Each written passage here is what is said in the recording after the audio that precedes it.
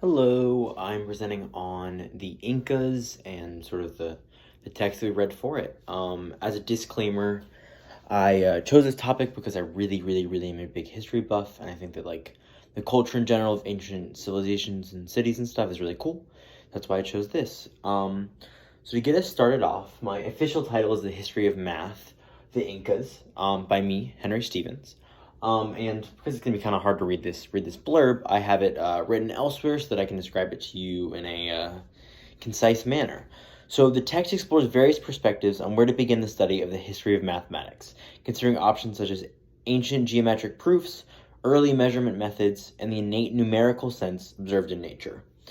Ultimately, it chooses to focus on the emergence of the concept of the number and the process of continuing as a practical starting point.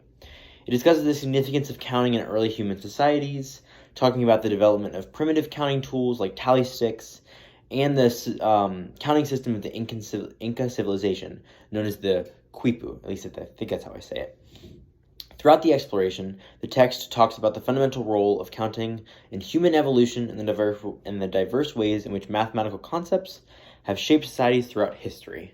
So here I have a shortened version of that, but that's my more official sort of pitch on what the chapters were about, what I read, and what I researched, and that how each different civilization has had different ways of counting, but over time it's changed and grown, and this is kind of the Inca way of doing it. And then I have 5 visuals for us. So I'll start with the Quipu, which I would say is the most important.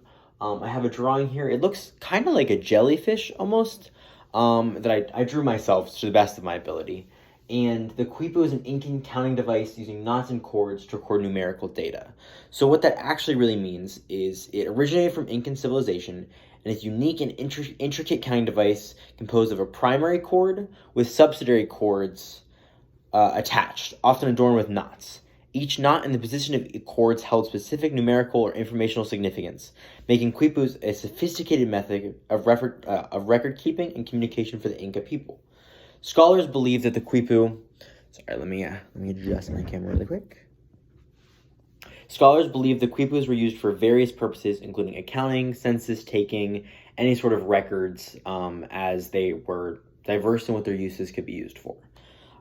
Despite how complex they are, deciphering the precise meaning encoded within Quipus still remains a challenging task, highlighting just how sophisticated they actually really were.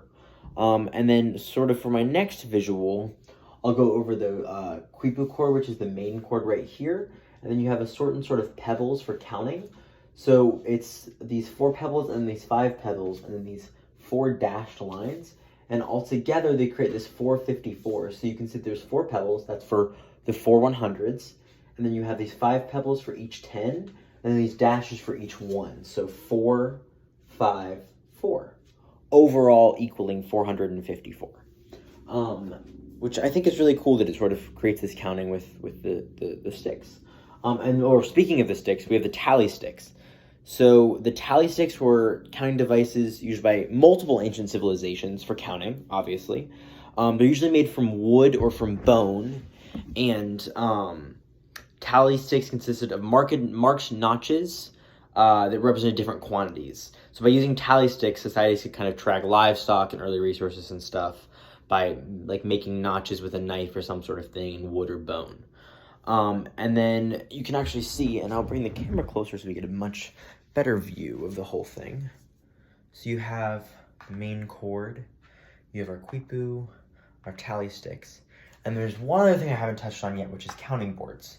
So counting boards are these big, intricate sort of, put it right there. I'll put it right back down. So counting boards were a practical tool for a lot of computations and record keeping.